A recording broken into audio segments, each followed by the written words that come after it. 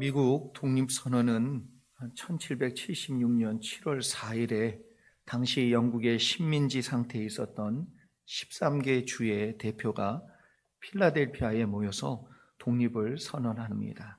그 후부터 이제 독립전쟁이 시작되었고 수많은 사람들이 목숨이 죽었고 희생된 가운데 미국이 세워지게 되었지요. 사실 미국은 유럽에 있었던 기독교인들이 신앙의 자유를 찾아서 이 땅 가운데 오면서 시작이 되었습니다. 미국이 독립할 때 독립선언문을 우리가 잠깐 살펴보면 이런 표현들이 있습니다. 우리는 다음과 같은 사실을 명백한 진리로 인정한다. 모든 인간은 평등하게 태어났고 하나님은 양도할 수 없는 일정한 권리를 인간에게 부여했으며 생명권, 자유권, 행복 추구권은 이러한 권리에 속한다. 이 권리를 보장하기 위해 인간은 정부를 조직하였으며 정부의 정당한 권력은 국민의 동의로부터 나온다. 하나님께서 인간에게 부여해 주신 권한이 있고 권리가 있다, 이렇게 말합니다. 그것을 우리는 천부인권, 하나님이 부여한 권리다, 인간이 누릴 권리다, 그렇게 말합니다. 이 권리를 보장하기 위해서 정부는 존재한다라고 말하고 있습니다. 이것이 미국의 독립 정신이지요. 하나님 나라에도 하나님의 뜻이 있고 하나님이 그 나라를 세우실 때에 갖고 계신 마음과 정신이 그 속에 담겨 있습니다. 우리가 매주 함께 나누는 사사기는 하나님께서 처음에 디자인하신 하나님의 나라의 원형의 모습을 갖추고 있습니다. 그래서 정부라는 조직이 가장 심플하게, 아니 조직이라고도 말할 수 없는 조직을 갖추고 하나님께서 직접 다스리는 그러한 구조를 가지고 있는 나라가 하나님의 나라의 원형의 모습이었습니다. 하나님께서 그럼 직접 왕이 되어서 어떻게 다스리려고 하셨냐 하면 레위와 제사장들을 통하여 하나님께서 말씀을 그들에게 가르치고 그 말씀을 그들이 받아들여서 자발적으로 그 말씀에 순종하여 하나님을 왕으로 세우고 하나님의 뜻에 순종하는 나라를 이루기를 하나님도 원하셨고 그것이 하나님이 가지고 계셨던 원래의 뜻이었다. 하나님 나라의 정신이었다. 이렇게 말할 수 있습니다. 그러나 사사시대 내내 그 내용을 보면 하나님의 말씀을 버렸어요. 여기 구체적으로 그들이 하나님을 버렸다라고 얘기하는 이 표현은 그들이 하나님의 말씀을 버렸다라는 내용과 동일한 것이지요. 그래서 이스라엘 백성의 모습 가운데 이 모습이 계속해서 반복이 되고 있어요. 오늘 본문에 나오는 돌라가 6번째 사사입니다. 12명의 사사 중에 6번째 사사가 돌라. 우리가 반환점을 돌라. 성경을 기억하시라고. 사사 이름이 왜 돌라가 있는지 참 신기하지요. 그런데 이스라엘 모습 가운데 이렇게 반복해서 계속해서 하나님께 죄를 짓는 모습이 나오지요. 그럴 때마다 고난이 찾아와요. 그리고 하나님께 부르짖습니다. 그런데 하나님은 여지없이 또한 그들을 찾아가 주시고 도와주시며 건져주시기 위해 사사를 보내주시는 내용이 반복되고 있지요. 우리가 읽은 10장에 나오는 사사는 무려 3사람이나 등장하고 있습니다. 특별히 1절과 2절에 보면 23년 동안 사사가 되어 이스라엘을 지킨 돌라에 관해서 이야기를 하고 있는데 2절밖에는 소개하고 있지 않습니다. 성경에 2절밖에 나오진 않지만 그 속에 담겨있는 의미가 대단히 크다 말할 수 있습니다. 성경은 아비멜렉과 대조적인 모습으로 지금 돌라를 소개해주고 있습니다. 그래서 아비멜렉의 뒤를 이어 사사가 된 돌라를 이야기하고 있고, 아비멜렉은 어떤 사람이었냐면 스스로 왕이 되어서 뭐예요? 하나님 앞에 교만했던 그러한 사람이지요. 그런데 이 돌라는 어떤 사람이냐면 사연이 있었던 사람 같습니다. 1절에 보면 이사갈 사람, 그래서 이스라엘의 땅을 보면 이사갈 지파가 살았던 땅은 북쪽에 있어요. 우리가 흔히 아는 갈릴리 지방에 있습니다. 그리고 그 이사갈 땅 아래가 므낫세예요. 그 므낫세가 지금 얘기하면 사마리아 땅에 있습니다. 그리고 그 사마리아 땅 가장 남쪽에, 그래서 유다와 예루살렘에 가장 근접하게 있었던 땅이 어디냐 하면 에브라임이에요. 그런데 지금 이사갈 사람인 돌라가 에브라임 산지에 살고 있다, 이렇게 설명하고 있고, 특별히 족보를 3대에 걸쳐서 지금 설명해주고 말씀해주고 있습니다. 이사갈 사람이 왜 자기의 땅을 놔두고 자기의 분깃을 놔주고 왜 에브라임 땅에까지 와가지고 3대에 걸쳐서 살고 있는가? 거기에는 사연이 있다는 거예요. 우리가 잘 아는 신년의 법에 보면 왜 신년이 있냐면, 여러분 7년이 7번 반복되면 49년이에요. 그리고 그 다음 해인 50년째 되는 해가 신년이에요. 신년이 되면 가난했던 사람이 너무 가난해서 자기가 조상으로부터 받은 땅을 팔고 그렇게 방황하며 나그네처럼 살다가 남의 집에 종이 되어서 살지만 50년이 되는 해에는 다시 자기의 고향으로 돌아갈 수 있었고, 자기의 고향으로 돌아갈 뿐만 아니라 자기가 조상으로부터 받은 그 땅을 회복해서 나의 땅으로 삼을 수 있었단 말이에요. 그래서 모든 것이 회복되는 그 희년, 아마도 지금 여기 나오는 이 돌라는 희년을 기다리는 가정이었을 것이다 라고 우리가 생각해 볼 수 있습니다.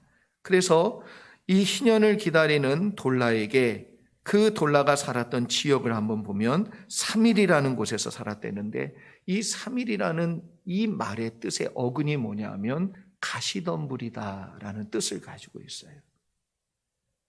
여러분, 성경에 나오는 명칭은 단순히 이름으로 붙이지 않고 거기에 분명한 뜻들이 담겨져 있어요. 그리고 돌라라는 이름 자체가 뭐냐면 벌레라는 뜻이에요. 그래서 이러한 내용들을 우리가 볼 때에 스스로 왕이 되고자 했던 왕의 아들이라는 이름을 가지고 있는 아비멜렉은 교만하여 그가 스스로 왕이 됐을 뿐만 아니라 하나님께서 그의 모든 일을 심판하시며 3년 만에 망하도록 만들어 버리셨지요. 그러나 가시덤불과 같은 현실 속에서, 환경 속에서 벌레처럼 살 수밖에 없었던 돌라라는 한 사람을 세워서 아비멜렉과 대조적으로 이야기하며 23년 동안 하나님이 그를 붙들어 쓰셨고 그를 이스라엘의 구원자로 사용해 주셨다는 것을 밝혀주고 있고 말씀해주고 있는 것입니다. 여러분, 환경 중요합니다. 출신 중요합니다. 그러나 더 중요한 것은 하나님의 손에 붙잡히느냐 아니냐, 그것이 진정 우리의 인생을 좌우한다는 것을 우리가 분명히 깨닫기를 바라고 소망합니다. 비록 가시덤불 속에 벌레 같은 인생으로 출발한 돌라이지만 하나님께서 함께해 주셨기 때문에, 하나님이 붙잡아 주셨기 때문에, 하나님께서 그 사람을 사용해 주셔서 하나님이 계획하신 놀라운 일들을 이루는 자로 하나님 앞에 쓰임 받았다는 거예요. 여러분, 아비멜렉처럼 안 되셔도 돼요. 비록 돌라이지만 하나님 손이 여러분을 붙드는 그 순간 하나님께서 귀한 사람으로 써 주실 줄 믿습니다. 다윗이 골리앗을 쓰러뜨린 무기는 엑스칼리버가 아니에요. 그냥 정말 위대한 무기를 들고 싸운 게 아니에요. 물맷돌로 싸웠어요. 물맷돌. 골리앗을 쓰러뜨리는데 물맷돌로 쓰러뜨렸다는 것은 무기가 무엇이냐가 중요한 게 아니라 누구 손에 들렸느냐가 중요한 거예요. 여러분, 하나님의 손이 여러분을 잡으시면 또 하나님이 여러분을 붙들 뿐만 아니라 여러분이 하나님 손에 붙잡힌 사람이 되면 하나님께서 귀하게 쓰실 뿐만 아니라 여러분을 통해 하나님은 구원의 일들을 이루어 가시는 귀한 은혜가 나타날 줄 믿습니다. 예수 안에서, 말씀 안에서, 성령 안에서 하나님의 손에 붙들리는 저와 여러분 되기를 주님의 이름으로 축원합니다. 또한 3절부터 5절까지에 보면 22년 동안 사사가 되어서 이스라엘을 다스리게 된 야일에 대해서 말씀하고 있습니다. 이분은 3절만 나오지요. 그런데 야일은 무엇인가 성경에서 좀 좋은 표현으로 표현하지 아니하고 귀하게 표현하지 않는 것을 우리가 알 수 있습니다. 본란은 이스라엘을 구원하였다라는 구체적인 말을 남기고 23년 동안 사사가 되었다라고 말씀합니다. 근데 야일은 이스라엘의 사사로 22년 동안 있었다고 말하면서 특별히 하나님을 위해 이스라엘 백성들을 위해서 한 일이 소개가 되고 있지 않아요. 오직 22년 동안 사사로 그 위치에 있으면서 한 일은 뭐냐면 30명의 아들을 낳았다. 그리고 그 아들들에게 어린 낙이 하나씩 주었다. 그리고 성읍을 하나씩 주었다. 끝이. 아들의 숫자가 30명이라는 얘기는 여러분 아내를 많이 얻었다는 것을 의미합니다.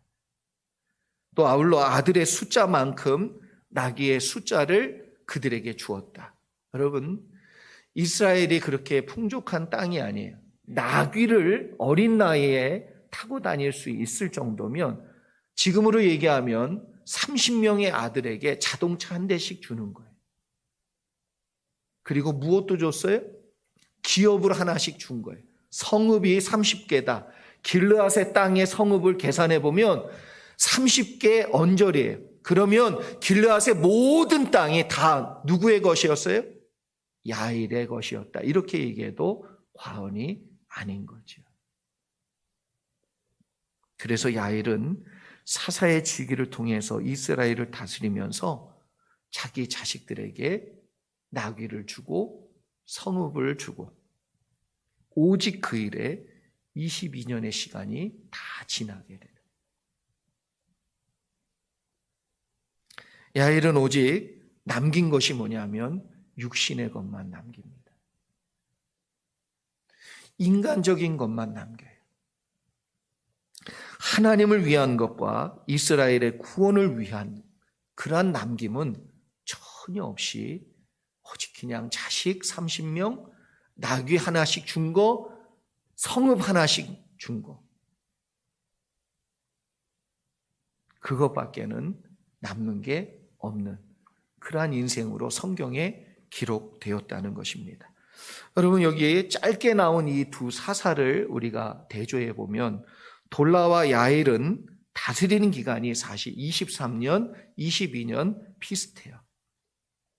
두 사람이 사사로서 부름받은 것도 똑같습니다. 그런데 그가 남긴 것이 전혀 달라요. 하나님께서 주신 사사라는 직위를 받았음에 그들이 남긴 내용은 너무나도 대조적이라는 거예요. 특히 야일의 이름의 뜻이 뭐냐면 하나님의 빛을 비춰라. 하나님의 빛을 비추는 자로 야일이라는 이름을 받은 것이지요. 그런데 그렇게 살지 못한 것 같아요. 여러분 예수 그리스도의 십자가의 은혜로 우리 구원받은 믿는 자들은 사명이 있습니다. 어떤 사명이 있냐면 우리의 인생을 통해서 하나님의 영광의 빛을 세상 가운데 비추어야 되는 사명을 가지고 태어났어요.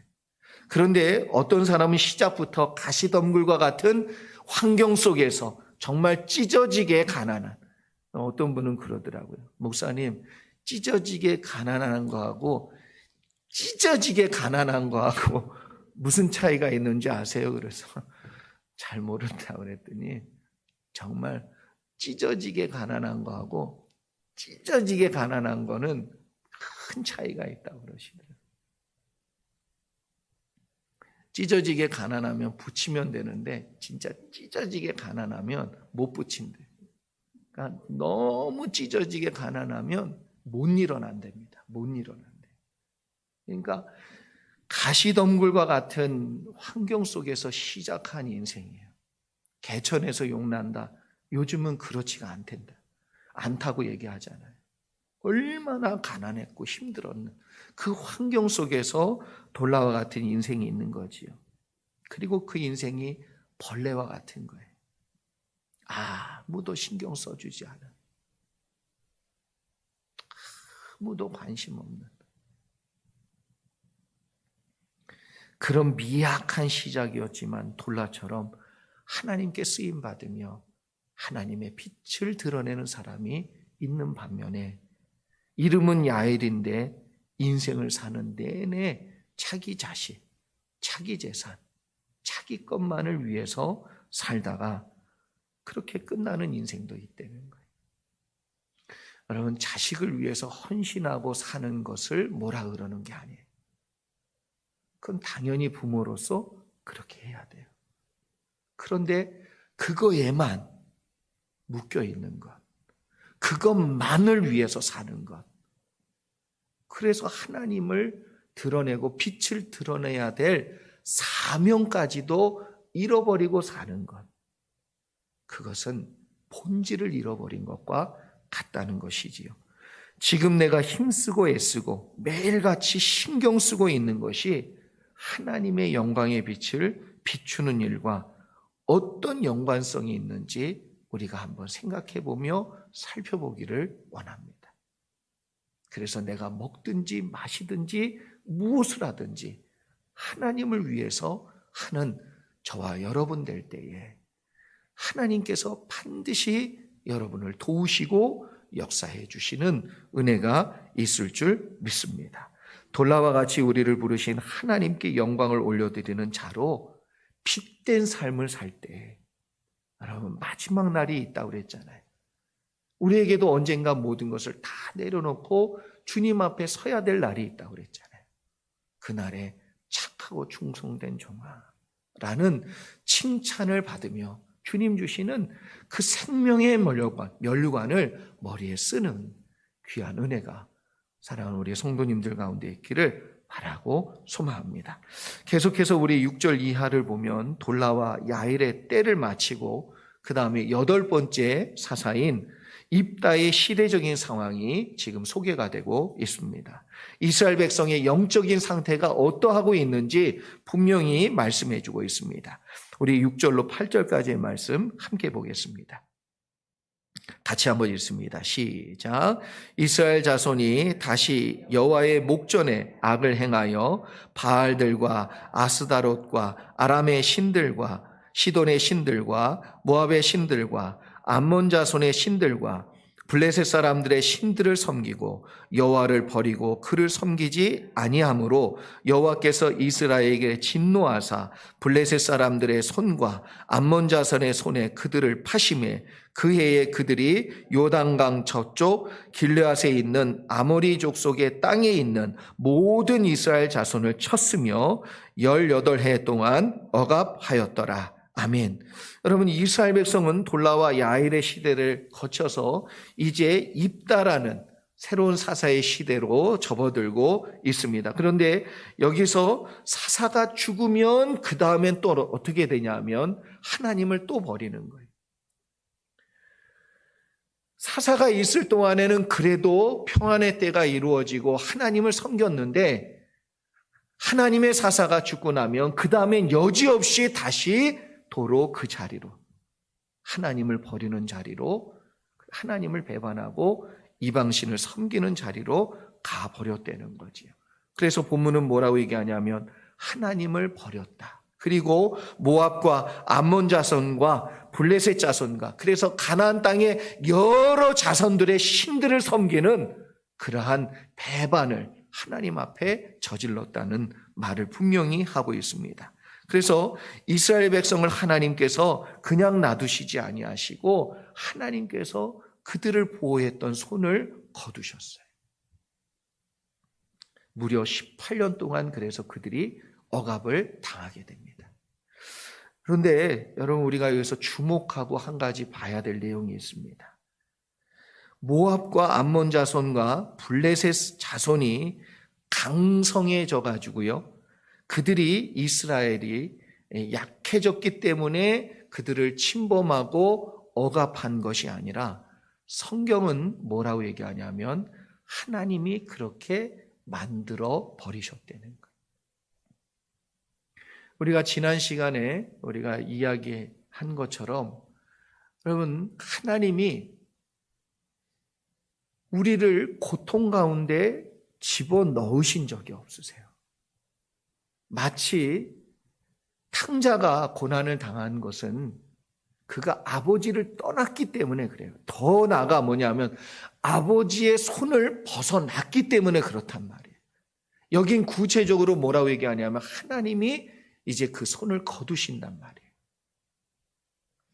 그래서 하나님의 손이 거두어졌기 때문에 이방인들이 들어와 침범한 것이지, 하나님이 역사해 주시면 그들이 침범할 수 없다라는 것을 분명히 얘기해 주시는 이 내용을 우리가 자세히 생각해 보면, 여러분, 적이 강하기 때문에, 내가 약하기 때문에 지는 게 아니라는 거예요.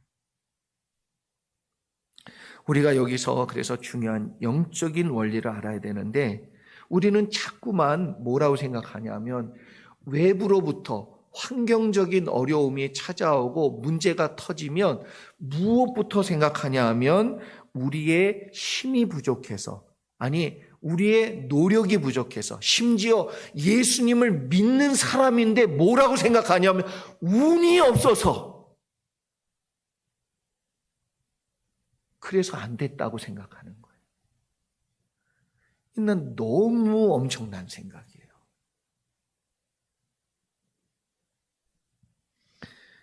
그러나 먼저 우리가 정말 생각해야 될 것은 우리가 하나님의 자녀이잖아요. 영적인 존재입니다. 그래서 우리가 정말 되돌아봐야 되는 건 뭐냐 하면 하나님하고 나 사이의 관계를 되돌아봐야 되는데, 그게 아니라 내가 재수가 없어서, 아니 운이 없어서, 좀 더 열심히 했으면 될 수 있었는데 이런 생각을 한다는 거예요. 여러분, 영적인 존재는 영적인 생각부터 해보셔야 돼요. 이 일이 지금, 이 환경이, 이 상황이 지금 이렇게 되고 있는 것에 대해서 육신적인 생각으로 눈에 보이는, 여러분, 물질의 세계의 영역에서만 생각하지 말고 한번 생각을 해보시란 말이에요. 하나님의 손이 거두어진 것은 아닌지, 그렇게 된 것은 무엇 때문에 그렇게 된 것인지. 그래서 문제를 자꾸만 눈에 보이는 것에서 해결점을 찾으면, 여러분, 그것은 믿는 자의 해결이 아니에요.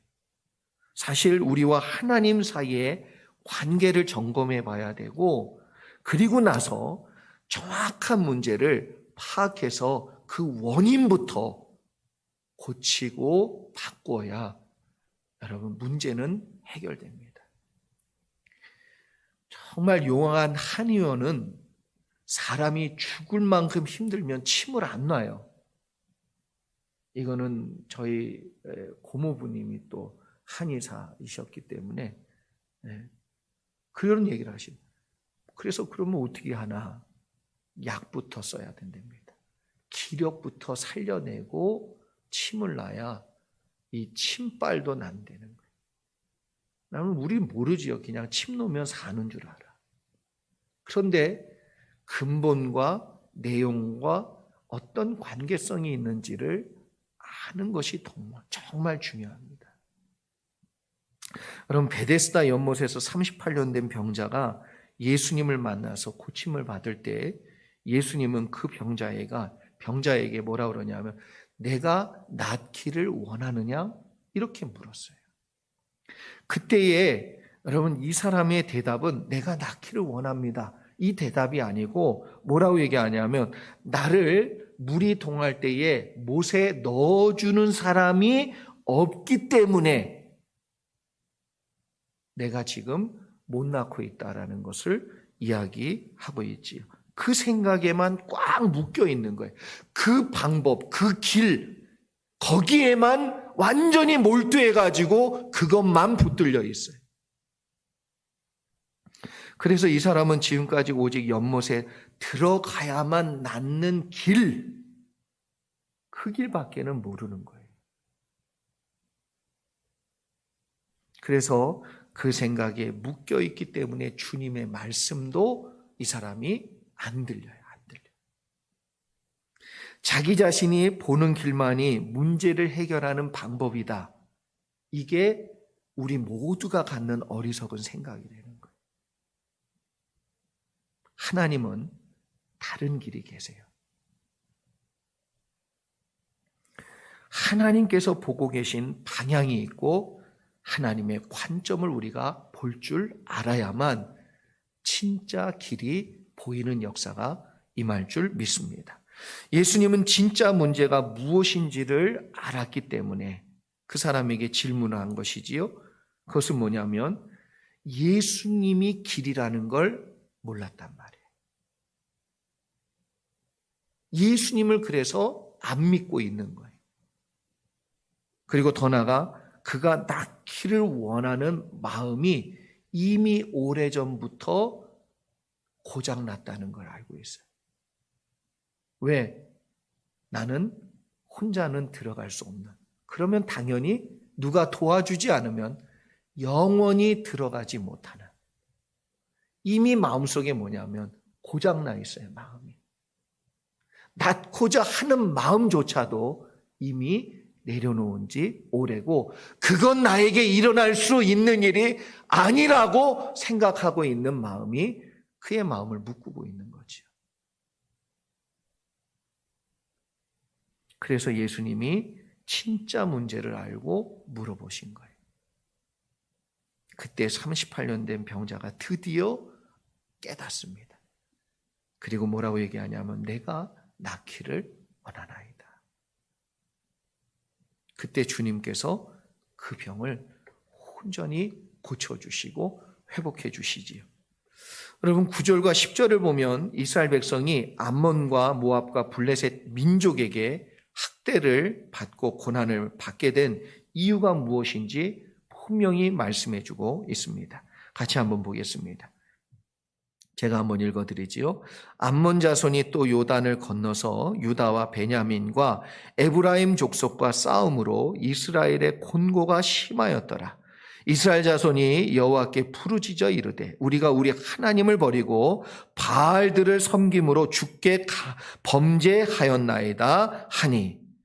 여러분 원인도 모르고 이유도 모르고 그래서 그걸 고치지 아니하고 지금 계속해서 쳐들어오고 있는 지금 암몬 자손과 요단강을 건너와 지금 뭐예요? 싸우고 있는데 유다, 베냐민, 에브라임 여기 지금 있는 이 지파들이 싸움은 꽤 한다는 지파예요. 베냐민은 여러분 나머지 11지파와 싸워서 대등하게 싸울 만큼 왼손잡이로 돌팔매질 유명한 사람들은 다 여기 있는 사람들. 유다가 제일 큰 지파지요. 북왕국 이스라엘 중에는 에브라임이 제일 큰 지파 아닙니까? 그런데 다 모였어요. 그들이 연합해서 싸웠어요. 그럼에도 지는 거예요. 여러분 정말 중요한 것을 발견하지 못하고 그것을 해결하지 않는데 더 힘쓴다, 더 노력한다, 더 애쓴다.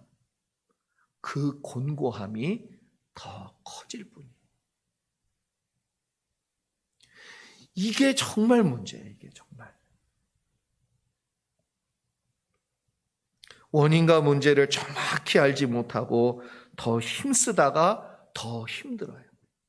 더 노력하다가 더 시험에 들고 더 열심히 해보는데 낙심만 더 커지는 거예요.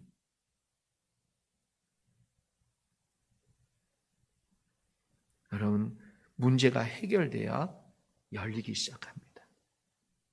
원인이 해결돼야 열리기 시작하는 거예요. 우리는 문제를 해결하는 접근 방법이 여러분 세상 사람과 다른 존재입니다. 하나님께서 함께 해주고 계시느냐 안 계시느냐, 내가 하나님과 함께하고 있느냐 안 있느냐, 이걸 점검하는 것이 그래서 중요합니다. 여러분, 이스라엘 백성이 크게 패한 뒤에 그들이 이제 알았어요. 지금 왜 이게 문제인지를 분명히 깨닫고 그 문제의 본질을 가지고 하나님께 나아가 회개하며 하나님께 고백합니다. 그래서 11절에 이하의 말씀을 보면 하나님께서 이들을 용서해 주시고 역사해 주시면 너무 좋겠는데, 그들이 회개하고 나오는데 하나님께서 평소에는 이러신 적이 전혀 없으신 하나님인데 13절에 보니까 거절하십니다. 제가 한번 읽어드리지요. 너희가 나를 버리고 다른 신들을 섬기니 그러므로 내가 다시는 너희를 구원하지 아니하리라. 그러니까 하나님도 단단히 화가 나신 거예요. 단단히 섭섭하신 거지요. 여러분, 우리가 그저 잘해주면 사랑인 줄 알아요. 여러분, 잘 들으셔야 돼요. 잘해주는 거하고 이 속에 사랑이 있는 거하고는 달라요. 그래서 잘해주는 사람은 그가 실수를 하던 나쁜 곳으로 빠지든 어떻게 하든 그냥 잘 해줄 수 있어요.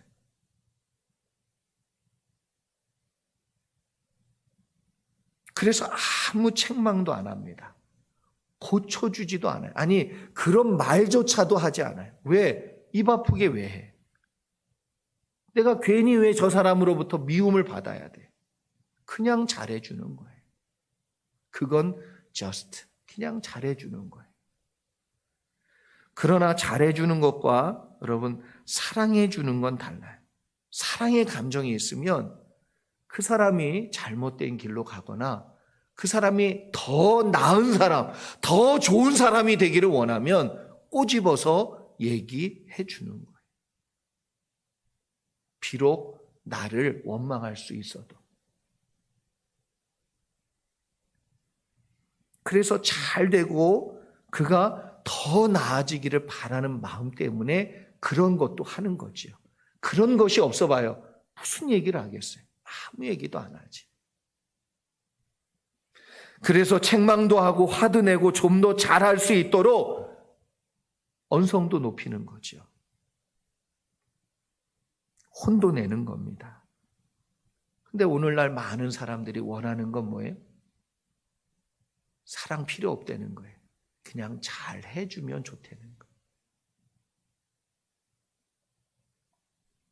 우리가 하나님을 어떻게 알길 원하냐 하면 나 혼내고 날 외면하고 나에게 아픔을 주고 나에게 힘듦을 주고 하나님 나 사랑 안 하셔도 되고 그냥 나 잘 해주시기만 해요. 좋습니다. 하나님은 이스라엘 백성을 여러분 사랑해 주었어요.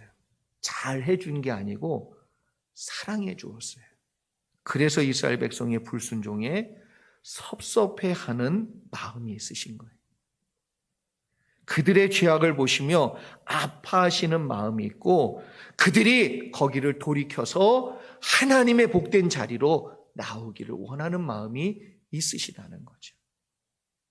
하나님께서 너희들이 섬기는 신들에게 가서 구해달라 해라. 나 버릴 때는 언제이고 나한테 와서 왜 이러냐. 하나님께서 말씀하시는 이 마음은 본심이 아니에요. 본심이.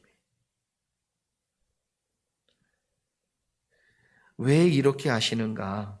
그러면 하나님 우리의 아버지시고 하나님 우리의 마음에 우리를 향한 마음이 사랑이 있으시기 때문에 그렇다는 것이지요. 여러분, 하나님이 어떠한 분이신지 알고 계십니까? 신앙생활은 한마디로 얘기하면 하나님이 어떠한 분인지를 알아가는 과정이에요. 그래서 신앙생활을 잘 하는 분들은 하나님을 더 많이 알아가고 더 깊이 알아가는 은혜가 있습니다. 부부 싸움을 할 때 이렇게 보면 남편이 아내를 이렇게 얘기하면 뭐라냐면 저 사람은 정말 알다가도 모르겠다는 거예요. 알다가도 모르겠다는 거예요. 아내는 뭐라 그러냐면 저 인간은 고집만 피우지 도통 저 머리에 뭐가 담겨 있는지 모르겠다는 거예요. 그런데 정작 남편도 아내도 정말 모르는 게 맞는 거예요. 알면 이해가 갑니다. 모르니까 이해를 못하는 거예요.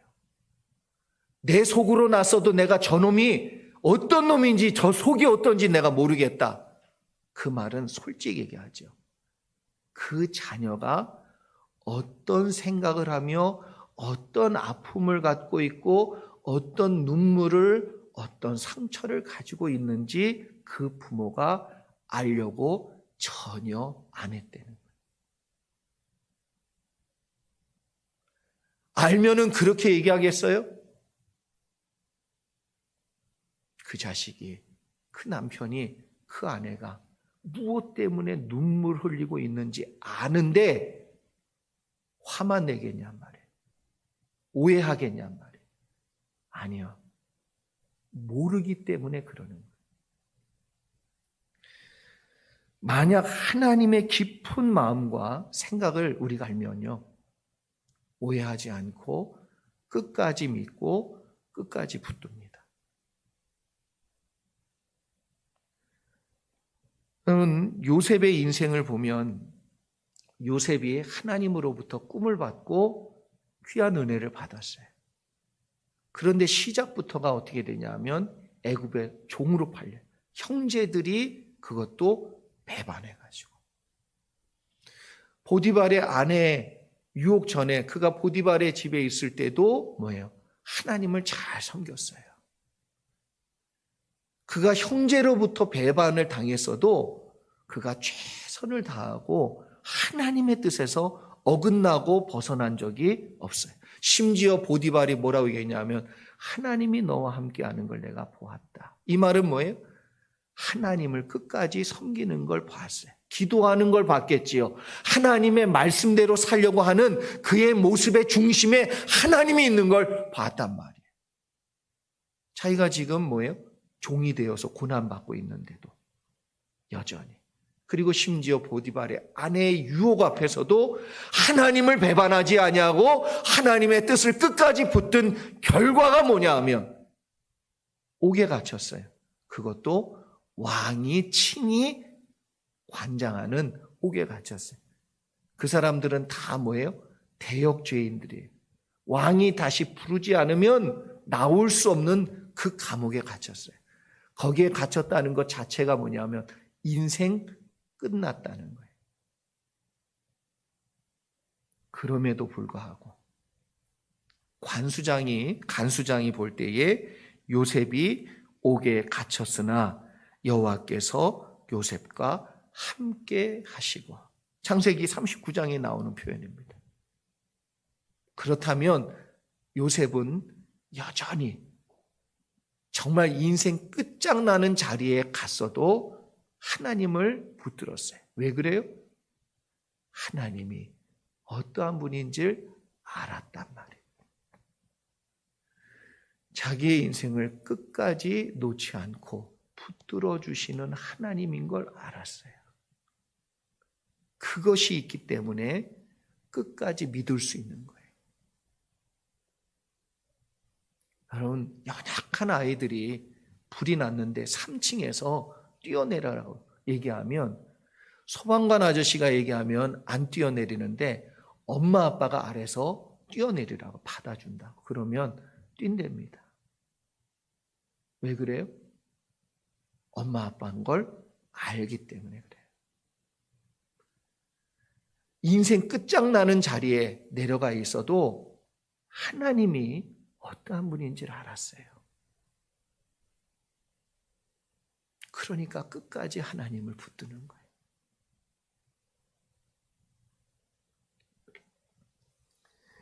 우리가 작은 일에 흔들리고 조금 어렵고 힘든 환경만 되면 막 그냥 흔들리지요.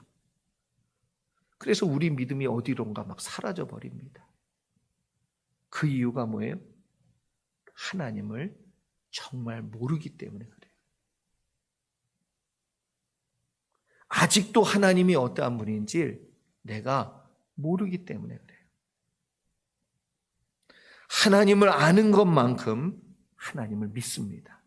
하나님을 믿는 것만큼 하나님께 내 모든 걸 맡깁니다.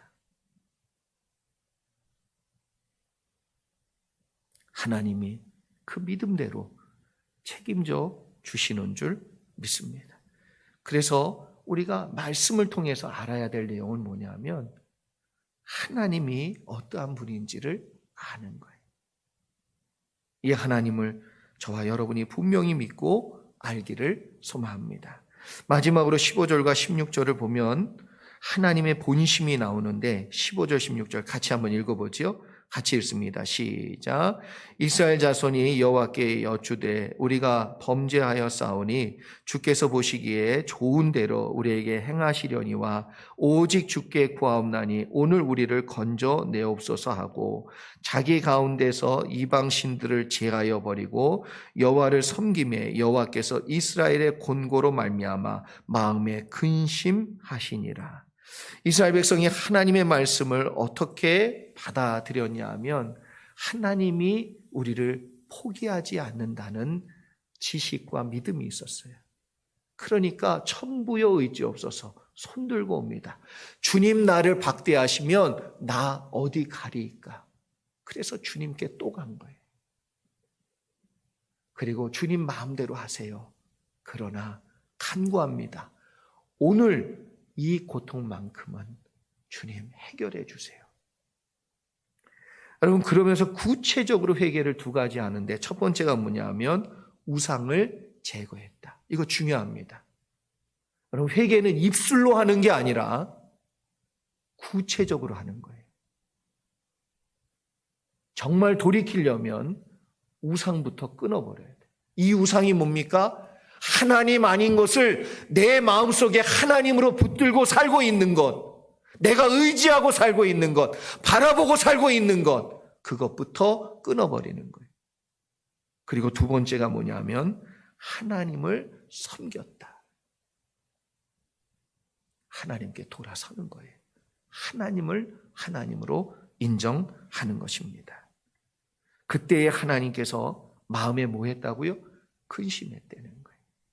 여기 지금 근심했다는 이 말의 표현은 하나님께서 고통 중에 있는 이스라엘 백성을 그냥 두고 보기가 너무 아팠다는 거예요. 이게 우리 하나님의 본심이에요. 너무 그렇게 고난당하는 걸 보니까 아버지가 마음이 너무 아프신 거예요. 여러분이 고난당하고 힘들어할 때 아버지는 눈 딱 감고 계신 게 아니에요. 그걸 다 보고 계시며 근심하세요. 그 고통당하는 당신의 자녀들의 아픔을 보면서 너무 아픈 거예요. 이렇게 사는 것이 아닌데, 이게 아닌데. 그래서 하나님은 17절 말씀처럼 그때부터 이스라엘을 구원하시기 시작합니다. 할렐루야. 하나님의 본심은 아버지의 마음이에요. 하나님의 본심은 심판이 아니라 구원이신 줄 믿습니다.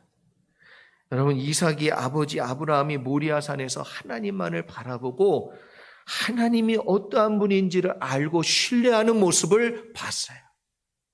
그랬기 때문에 그가 블레셋 사람들이 우물을 빼앗아 갈 때 다투든가요? 싸우든가요? 쟁취하려고 하든가요? 아니요. 그렇지 아니하고 하나님께 맡기고 하나님이 다른 우물 파면 주실 거라는 믿음 가지고 또 다른 우물 파잖아요. 하나님이 어떠한 분이세요? 다 보고 계신 분이에요. 다 듣고 계신 분이에요. 그리고 우물을 파면 하나님을 의지하고 우물을 파는 자에게 또 우물을 주실 수 있는 분이라는 걸 알았기 때문에 싸우지 않는 거예요.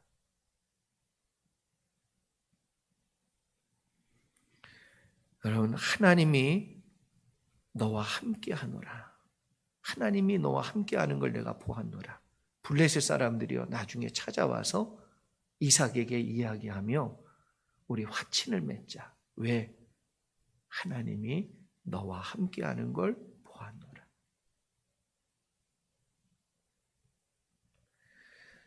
여러분, 이삭이 억울한 일을 당하고 빼앗기는 수모를 겪고 생활의 터전이 완전히 무너지는 가운데서도 하나님을 알았기 때문에 흔들리지 않는 거예요. 그랬기 때문에 끝까지 의지한 것입니다. 사랑하는 성도 여러분, 코로나 바이러스 사태로 인해서 우리에게 지금 정말 말할 수 없는 어려움들이 있어요. 아니, 그거 말고도 우리의 생활 속에 수많은 일들이 있어요. 그때에 하나님의 본심을 아시기를 주의 이름으로 축복합니다. 그리고 하나님이 어떠한 분인지를 알고 끝까지 믿음으로 승리하는 여러분 모두 되시기를 주님의 이름으로 축원합니다. 우리 같이 기도하겠습니다.